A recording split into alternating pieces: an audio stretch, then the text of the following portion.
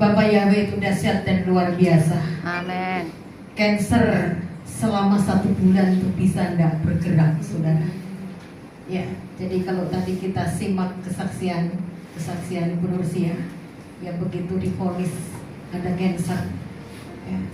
Tapi dalam 1 bulan itu cancer itu tidak bergerak, padahal itu termasuk cancer ganas, ya. Dan kemudian yang kedua, saudara, juga kita bisa simpulkan, ya, yang mengoperasi Bu Nursia, ya, itu yang memeriksa pertama ya Bu ya, dan dokter itu terkenal dengan suka pangkong, dokter yang suka pangkong pasiennya, gitu ya. Kira-kira kalau namanya pangkong itu bisa berlipat, saudara. Tetapi akhirnya Bu Nursia cari dokter lain. Begitu cek di dokter lain 100. Iya, akhirnya balik kepada dokter yang tukang pangkong ini, saudara. Ternyata kena 50%-nya. Kenapa? Karena Bapak Yahweh itu bekerja dengan luar biasa. Amin. Ya, ya, mungkin kenapa saya katakan seringkali banyak orang kena kanker serviks ini banyak yang lewat, karena memang kami sering diperhadapkan dengan pelayanan ini, saudara. Banyak yang selamat, banyak juga lebih banyak yang lewat. Ya, mohon maaf, salah satunya ya mungkin Ibu Olwan tahu ya, rupanya baru 2 minggu kemarin lewat ya. Ya, ini kanker serviks juga. Dan ada satu langkah yang tepat, ya Ibu Nursia bisa bersyukur. Saat-saat dioperasi, waktu itu kami juga sedang ada di Bukit Doa Getsemani, karena kami tahu ya udah berbagai-bagai keadaan dihadapkan dengan yang namanya kami melayani orang yang kena cancer, ya. Puji Tuhan, kita akan sama-sama masuk kepada firman Tuhan dengan satu perikop. Tuhan menjawab kesesakanku, ya. Definisi daripada sebuah kesesakan, ya, itu adalah sebuah situasi yang sulit, yang mungkin di dalamnya ada penderitaan atau tekanan hidup yang dialami oleh seseorang, ya. Bisa berupa masalah pribadi, tantangan hidup, atau bahkan penganiayaan. Penganiayaan bukan hanya saudara berbicara tubuh, tetapi juga tidak sedikit orang juga yang mengalami namanya penganiayaan mental, saudara. Tantangan hidup, ya, berbagai macam bentuknya, ya, bisa itu sebuah masalah, baik itu mungkin berupa masalah ekonomi, masalah sakit penyakit, dan yang lain-lain. Yang artinya bahwa keadaan kesesakan itu dialami oleh semua orang, dan tak terkecuali juga oleh orang-orang yang ada di dalam Tuhan.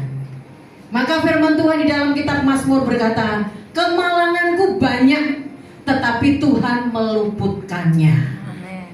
Ya, saya percaya kita memiliki berbagai-bagai kesaksian di sepanjang hidup kita ini, saudara, ketika kita menghadapi yang namanya kesesakan, ya.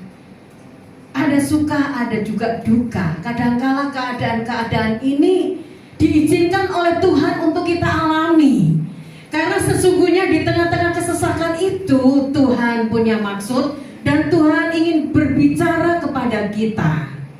Bukan Tuhan tidak mengasihi kita, justru karena Tuhan mengasihi kita. Namun ketika kita ada di dalam situasi kesesakan ini, saudara, ya, tentunya kita jangan sampai salah merespon keadaan ini.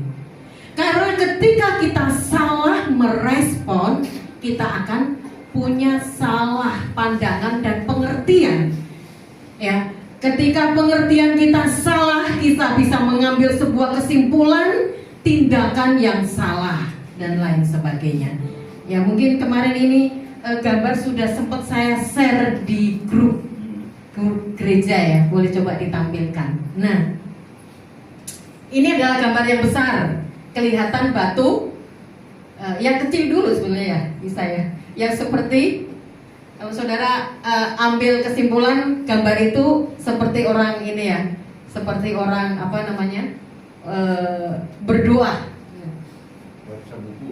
Seperti orang yang baca buku. Ya, oke, tidak apa-apa. Saya percaya semuanya sudah lihat ya. Tidak tahu kalau ada yang tidak suka buka grup ya. Ya. Jadi sebelum diperbesar ya, bahwa gambar ini itu seperti orang baca buku, itu pasti kita ambil semua kesimpulan seperti itu.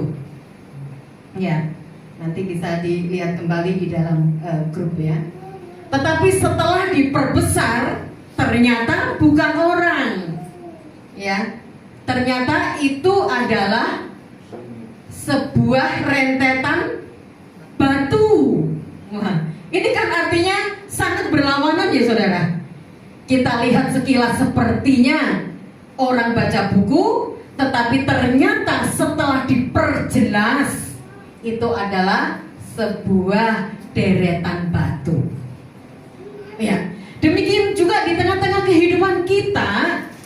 Ya, Bapak Ibu, ketika kita menyikapi sebuah keadaan dan menyikapi hidup kita ini, ketika kita salah merespon, kita bisa salah punya pengertian. Nah, tidak sedikit orang-orang yang ketika menghadapi masa-masa kesesakan, ya, masa-masa kesulitan, itu bisa mengalami yang namanya tawar hati. Ya, apa sih kira-kira ciri-cirinya kalau orang itu tawar hati, saudara? Ya, mungkin kita juga pernah mengalami. Yang pertama, saudara, orang itu bisa mengalami yang namanya khawatir, takut, kemudian kehilangan semangat dan motivasi, merasa lelah secara emosional, kurang antusias dalam menjalani kehidupan. Kalau mungkin boleh diibaratkan itu seperti lampu yang redup. Ya, kalau mungkin di rumah kita pernah ngalami, pernah lihat lampu kita listrik. Kalau begini ini kan terang ya. Tapi ketika voltasenya turun, itu dia jadi redup. Ya, jadi keadaan sekitar itu tidak bisa jelas untuk dilihat. Ya, demikian juga ketika kesesakan itu menimpa saudara, kalau kita salah merespon, itu bisa membawa kita kepada atau menimbulkan yang namanya tawar hati, saudara. Nah, ada beberapa langkah yang terus untuk kita tidak mau tentunya saudara, di dalam menghadapi kesesakan ini kita mengalami tawar hati. Amin. Amin. Iya. Karena kalau orang tawar hati terus menerus ini bahaya saudara. Bukan hanya mengalami kematian rohani. Ya, mungkin ada kadang-kadang saya sering dengar seperti ini. Aku ibadah tapi nggak ngalamin apa-apa. Aku melayani nggak ngalamin apa-apa. Ya, baik secara onsite ataupun secara online. Ya, tetapi sebagai lagi mengatakan aku sangat diberkati di dalam ibadah ini. Aku sangat diberkati di dalam pelayanan ini. Kenapa ada dua rasa yang ditimbulkan, saudara? Ya, karena tanah hati ini yang sudah tawar. Ya, hatinya sudah tawar. Maka bahaya kalau hati itu sudah tawar, saudara. Kita bisa menyalahkan keadaan, ya. Kita bahkan mungkin bisa menyalahkan orang, kita bisa menyalahkan, yang paling parah menyalahkan Tuhan, merasa Tuhan tidak baik. Padahal itu mungkin diakibatkan, saudara, oleh satu keadaan kesesakan tadi, dan akhirnya menimbulkan yang namanya tawar hati. Nah, ketika kita menghadapi, saudara, kesesakan, yang pertama, jangan kita berkecil hati. Amin.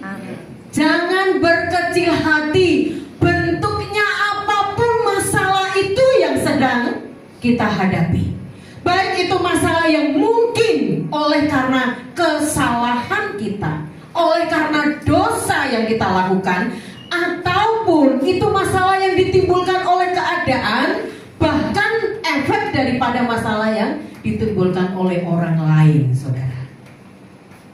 Sikap yang pertama, jangan kita tawar hati. Amsal 24 ayat yang ke-10, kita baca sama-sama. 2, 3. Jika engkau kecil hati pada hari kesesakan, kekuatanmu terbatas. Ya, berkecil hati itu seperti apa ya, saudara? Ya, saya percaya saudara bisa menerjemahkannya, karena kita semua pasti pernah mengalami. Betul? Ya. Orang kalau mengalami kesesakan kemudian dia berkecil hati, saudara, ya, itu dia seperti tulang-tulangnya itu rapuh, seperti lunglai, tidak punya kekuatan. Ini adalah merupakan kesempatannya si jahat untuk menghancurkan hidup kita. Untuk itu, saudara, optimislah di dalam keadaan apapun. Sebab Bapa Yahweh itu baik. Ya, jangan biarkan perkara-perkara yang negatif itu memenuhi kita, hati kita, pikiran kita, saudara, sehingga rentetan hal-hal yang negatif yang terjadi, yang tidak baik itu menekan kita, sehingga membuat kekuatan kita jadi kecil.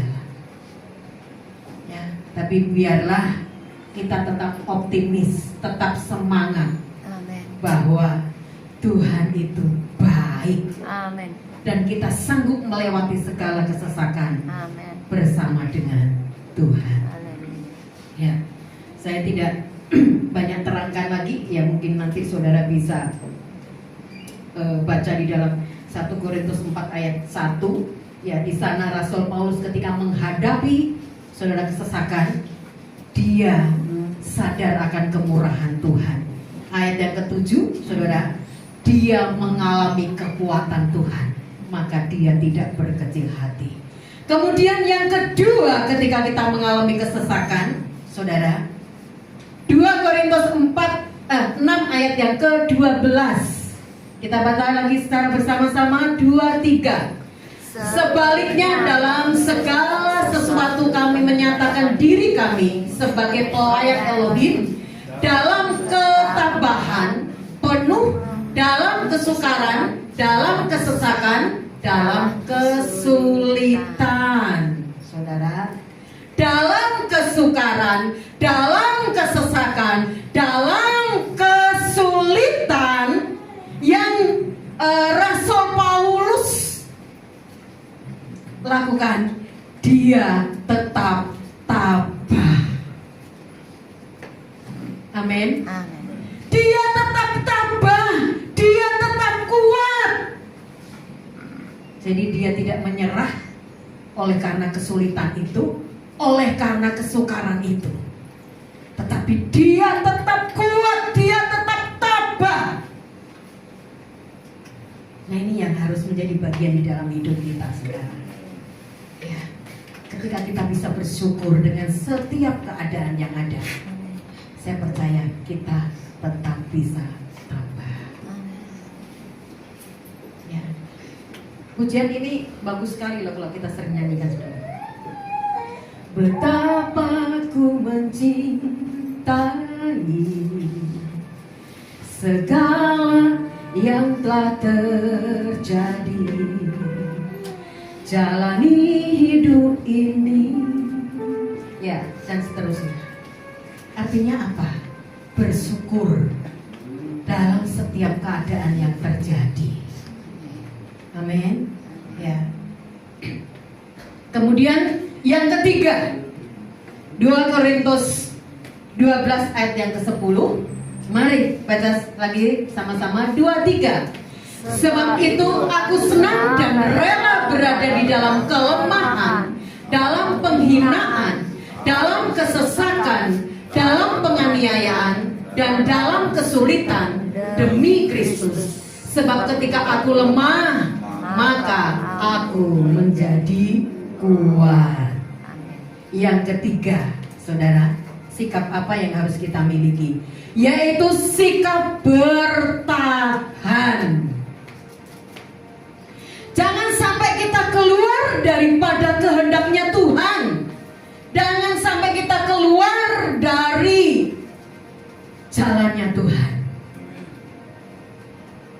Bertahan, saudara, dalam kelemahan, penghinaan, kesesakan, penganiayaan, kesulitan demi Kristus.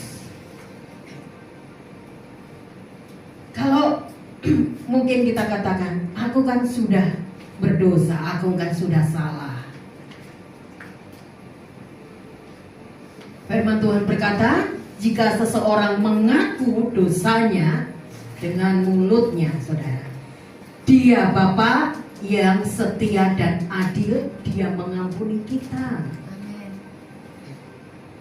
Ya. Dan kemudian kita mau dibenarkan demi Kristus karena Dia mengasihi kita. Bertahanlah di dalam Kristus. Bahkan mungkin kita mengatakan aku gak salah, tetapi aku dipersalahkan. Ya, Rasul Paulus, saudara, kalau kita baca di dalam 1 Korintus 4, dia banyak dihakimi, ya, oleh penatua, oleh orang-orang. Tapi di tengah-tengah keadaan seperti itu, dia bangga karena dia dipanggil Tuhan, saudara. Maka dia merasakan kemurahannya. Dia dipanggil sebagai seorang rasul, sebagai seorang hamba Tuhan. Ya. Bagi kita yang mau melayani itu memang tidak mudah, saudara. Namanya hamba, artinya itu dulos, budak. Ya, saudara, kalau kami dulu waktu awal sekolah Alkitab, kami dikasih gambaran. Tuh, kamu tuh keset dulu, keset dibilang, saudara. Ya, yang di depan tuh. Hamba itu seperti itu seringkali hanya untuk membuang kotoran, diinjak-injak. Ya. Harus meninggalkan, saudara, mengesampingkan yang namanya harga diri. Karena harga dirinya telah ditebus oleh darah Yesus dengan lunas. Kadang-kadang tidak dihargai. Bisa tidak dihargai. Kadang-kadang diabaikan. Bahkan kadang-kadang dihakimi. Tetapi selagi kebenaran ada di dalam dirinya, saudara, Rasul Paulus mengatakan, aku memiliki kekuatan di dalam Dia. Amin. Ya, karena di dalam hidupnya sudah mengalami kasih Yesus. Jadi tetap tabah. Ya, dalam kesesakan kita tetap tabah. Sekalipun dituduh seperti Kristus, saudara. Ya, banyak tuduhan, banyak hakiman. Dia tidak membuka mulutnya, tetapi lebih mengambil satu sikap mengasihi. Nggak mudah ya. Ya, nggak mudah, saudara. Ya. Jadi seorang hamba Tuhan itu nggak mudah. Jangan dilihat dari luarnya, saudara. Ya, tapi berbahagialah bagi saudara yang mau menjadi hamba Tuhan. Ya, karena hidupmu adalah milik Tuhan. Ya, yang ketiga tadi, bertahan. Dalam keadaan apapun bertahan. Ketika kita mampu untuk bertahan, saudara, maka di sana pasti ada kemenangan. Kenapa sih ada jemaat yang suka keluar masuk gereja? Kenapa sih ada hamba-hamba Tuhan yang akhirnya mundur dari pelayanan? Karena ini tidak mampu bertahan. Saudara, kadang-kadang menyikapi sebuah keadaan seperti gambar tadi. Kalau firman kebenaran ada di dalam kita, maka kita bisa melihat segala sesuatu itu dengan jernih dan benar. Amin. Kemudian yang terakhir, sikap apakah ketika kita ada dalam kesesakan? Amsal 29 ayat yang ke-19. Amsal 25 ayat yang ke-19. Ya, mari baca sama-sama 2-3. Kepercayaan kepada orang yang tidak setia pada masa kesesakan bagaikan gigi yang rusak dan kaki yang terkilir. Ketika kita ada di dalam sebuah kesesakan atau masalah, tetap setia. Ketika kita tidak setia seperti gigi yang rusak. Kalau gigi rusak apa saudara? Tidak bisa makan. Ketika kaki terkilir, tidak bisa berjalan. Jadi nggak berfungsi dengan sehat dan normal. Sekalipun kita ada dalam kesesakan, kita mau berkomitmen, Tuhan, aku mau tetap setia. Jangan dihubungkan Tuhan dengan masalahmu. Jangan dihubungkan gereja dengan masalah kita. Persoalannya tuh hidup kita. Ya, memang namanya kerohanian itu dikatakan ada bayi rohani, ada anak-anak rohani, ada dewasa rohani. Jadi ada tahap-tahapannya. Nah, ketika seseorang rohania itu sudah ada di dalam taraf dewasa, ketika mengalami yang namanya kesesakan ini, saudara, ya, itu tidak akan efek dengan yang tidak akan mempengaruhi hubungannya dengan Tuhan. Amin. Ya. Jadi naik turunnya hubungan kita dengan Tuhan itu bukan oleh karena keadaan. Ya. Kalau keadaan baik berarti Tuhan baik. Kalau keadaan tidak baik berarti Tuhan tidak baik. Tidak, saudara. Tuhan selalu baik pada kita. Ya. Gereja itu merupakan sebuah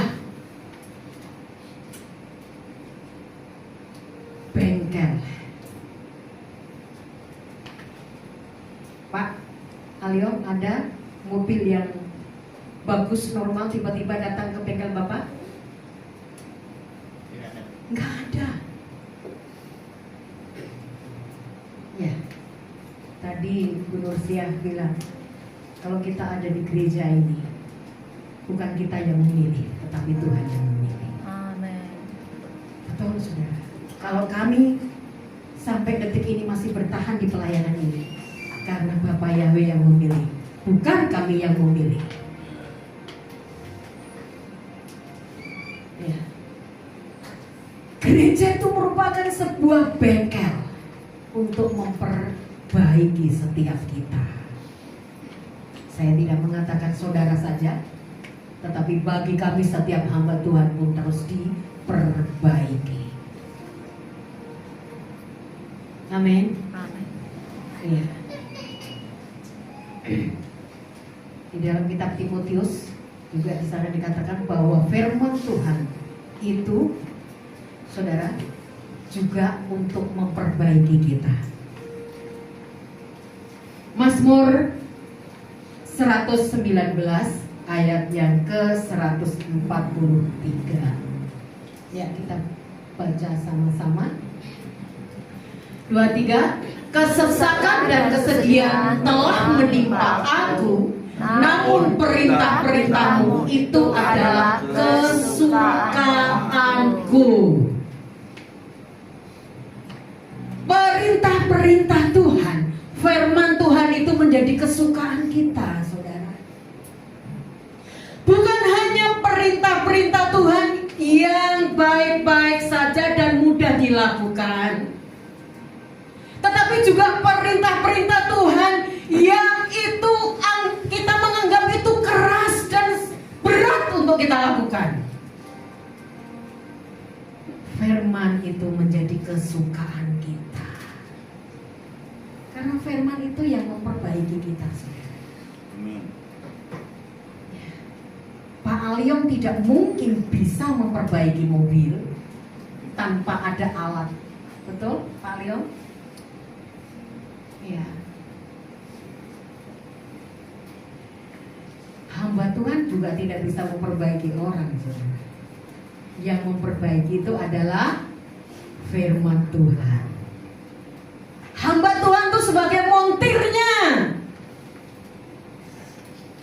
Untuk itu biarlah firman Tuhan itu menjadi kesukaan kita, menjadi makanan kita. Nah, saya ajak sharing sebentar. Firman Tuhan yang kira-kira Tuhan berfirman mudah untuk dilakukan kira-kira apa, saudara? Halo? Enggak apa-apa. Kalau salah tidak dihukum, saudara. Kalau menang juga nggak dikasih hadiah.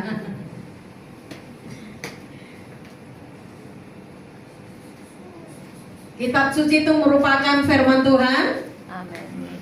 Perintah Tuhan, amin. Amin. Banyak kan di sana perintahnya. Yang mudah untuk dilakukan contohnya seperti apa, saudara? Ayo. Menghormati orang tua. Mudah ya, Bu ya? Wah, ini Bu hebat loh. Menghormati orang tua. Pas kebenaran orang tuanya baik-baik terus. Ada juga orang tua yang degil kan, saudara. Oke lah, anggaplah itu menghormati orang tua. Ya, yang lain?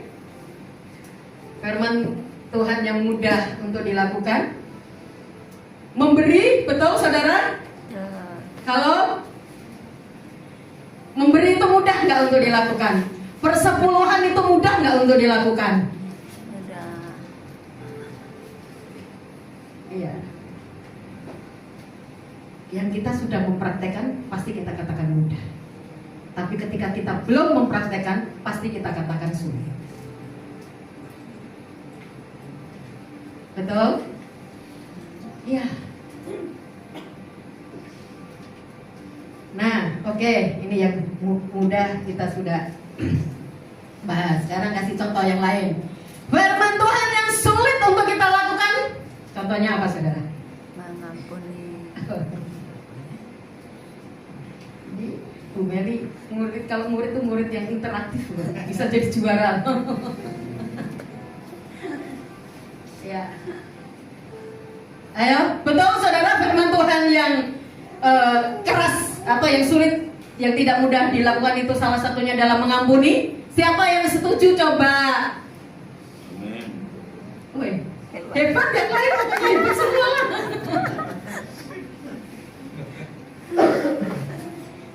Lulus semuanya. Yang namanya pengampunan itu butuh proses, betul enggak?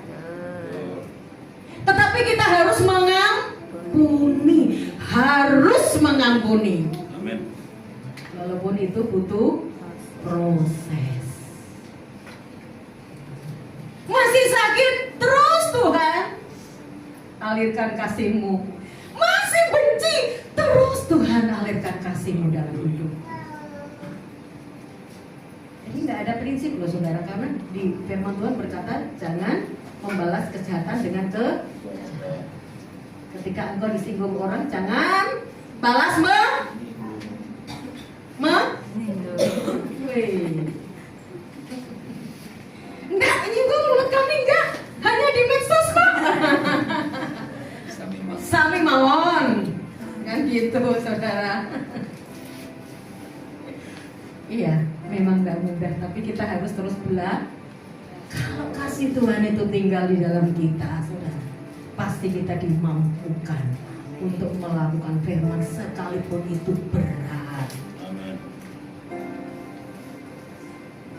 Ya. Jadi dan firman Tuhan itu menjadi kesukaan kita. Kalau suka itu bagaimana sih saudara? Yang namanya suka, ya, sesuatu yang suka itu pasti diinginkan terus. Kalau orang yang tidak suka firman Tuhan, saudara, tanda-tandanya apa? Ayo kita sharing saja, saudara.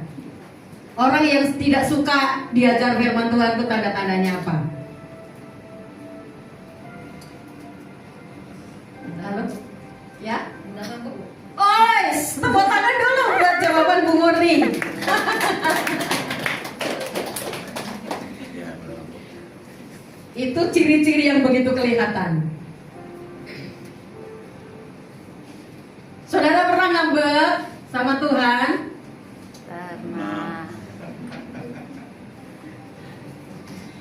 Pernah ngambek sama Pak Gembala, Bu Gembala? Pernah. Belum. Saya belum.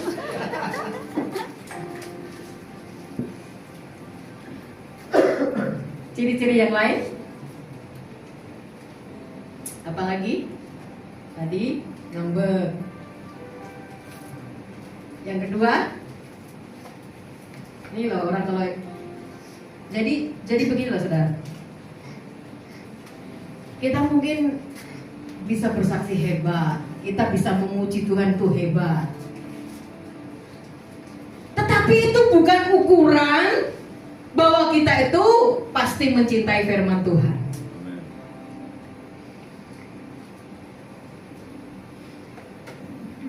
Ya.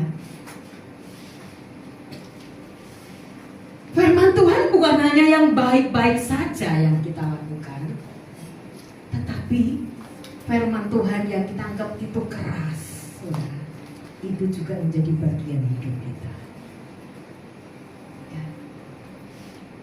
Satu kali pulang dari Pemudang, ya, mobilnya yang bawah itu kena apa ya, batu ya. Kami betulkan, tentunya ke bengkel Pak Aliong. Pak Aliong bilang, Pak, Bu, pergi saja. Kami disuruh pergi. Karena biasanya kalau memang cukup itu udah lama, kami selalu tunggu, saudara. Pergi saja. Ya, rupanya apa, saudara? Mobil itu apa sih namanya Pak yang di bawah itu ya, kena batu, jadi dia itu bengkok. Dan cara membetulnya tuh rupanya dipangkong, dong, itu kuat sekali. Pernah nggak Tuhan meluruskan jalan hidup kita seperti kita kena pangkong? Pernah. Jangan tunggu kena pangkong, saudara. Untuk itu sukailah firman Tuhan, sekalipun itu berat untuk kita lakukan. Ya. Jadi saya percaya kita adalah orang-orang yang menyukai firman. Kalau kita menyukai firman, kita tidak gampang menjadi orang yang ngambek. Apalagi itu loh perkara-perkara yang remeh-temeh, saudara. Ya. Pernah ngambek enggak? Enggak ya Bu Meli ya. Jangan jawab Belum, enggak. Kalau belum nanti bisa ngambek loh. Ayo mulai sekarang. Ya, kita dengar sama-sama ya. Kalau sampai mundur, berarti tandanya dia Ngambek. Orang yang ngambek berarti dia tidak cinta firman Tuhan. Itu saja tandanya, saudara. Kalau Pak Gembala, Ibu Gembala berhenti pelayanan, saudara, tandanya apa?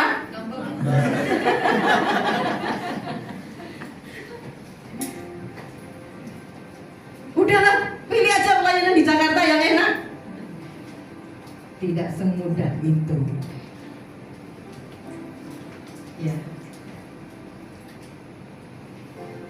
Jadi kemarin, hari ini dan seterusnya tidak ada kata ngambek di dalam hidup kita. Saudara pasti tetap bertahan di dalam Tuhan, bertahan juga di dalam gereja, amin. Amin. Karena di sana Tuhan sedang meluruskan, membentuk hidup kita. Enak tidak enak, keras tidak keras, Tuhan sayang kita. Firman-Nya terus akan menuntun kita. Nah, jadi ketiga hal tadi, saudara, supaya kita tidak tawar hati. Jadi jangan berkecil hati. Kita harus tetap tabah. Yang ketiga, kita harus tetap bertahan. Dan yang keempat, tetap setia. Orang-orang yang terus dalam keadaan seperti saudara ini, pasti dia akan mengalami sebuah kemenangan. Amin. Kita akan belajar dari beberapa Daud, saudara. Mazmur 18 ayat yang ke-7. 18 ayat ke-7. Ayo sama-sama kita baca. 2, 3. Dalam kesesakanku aku berseru kepada Yahweh, dan aku berseru kepada Elohim. Dia mendengar seruanku dari baiknya, dan seruanku sampai di hadapannya, bahkan hingga telinganya. Lanjutkan. Yesaya 26 ayat yang ke-16.